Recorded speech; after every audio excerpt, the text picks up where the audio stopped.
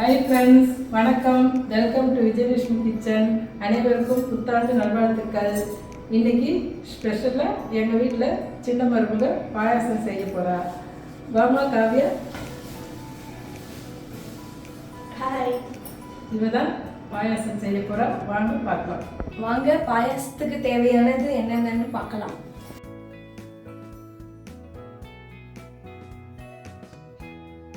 First ஒரு பாத்திரத்தில் தண்ணி, அப்புறம் ஒரு டம்ளர் பால் ஊற்றிக்கலாம். இது ஒரு 5 மினிட்ஸ் கொதித்ததுக்கு அப்புறம் நம்ம சேமியாவை ஆட் பண்ணிக்கலாம். இப்போ பால் கொதிச்சு வந்துச்சு, நம்ம சேமியாவை ஆட் பண்ணிக்கலாம்.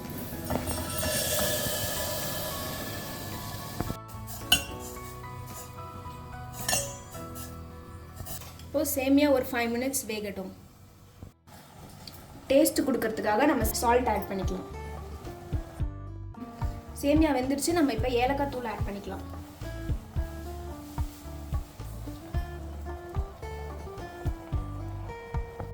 இப்போ நம்ம ஒரு 1/4 கப் சுகர் ஆட் பண்ணிக்கலாம்.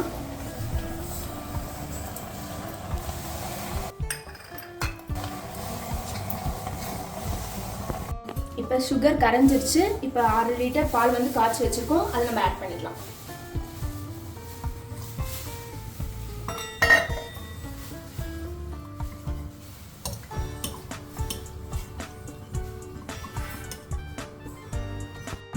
இப்போ பாயாசம் ரெடி ஆயிடுச்சு, நம்ம இதை ஆஃப் பண்ணிடலாம். முந்திரி வறுத்து எடுத்து இதில் கொட்டிக்கலாம். இப்போ நம்ம 2 ஸ்பூன் கீ ஆட் பண்ணிக்கலாம்.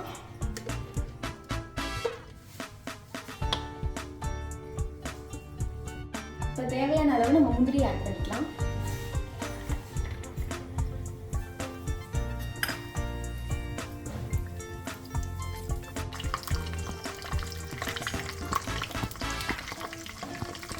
இப்போ முந்திரி ரெடி ஆயிடுச்சு, நம்ம வந்து பாயாசத்தில் சேர்த்துக்கலாம்.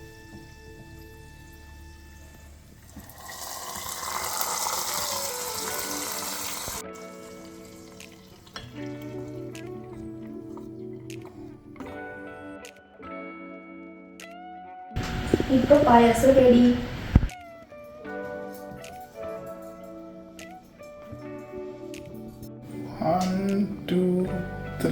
ரொம்ப சிம்பிள் அண்ட் ஈஸியா நம்ம பாயாசம் செஞ்சு முடிச்சிட்டோம் பாருங்க.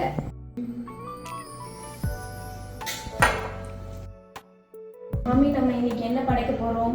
இன்னைக்கு நம்ம கருவேப்பிலை கொத்தமல்லி ரைஸ் பண்ணி வச்சிருக்கோம், மாங்காய் சாதம் பண்ணியிருக்கேன், தயிர் சாதம் பண்ணியிருக்கேன், அப்புறம் வடை, அப்புறம் தோப்பை பண்ணியிருக்கேன், உருளைக்கிழங்கு பொரியல், போலி, இதையும் வச்சு எல்லாம் படைக்க போகிறோம். ஓகே மாமி.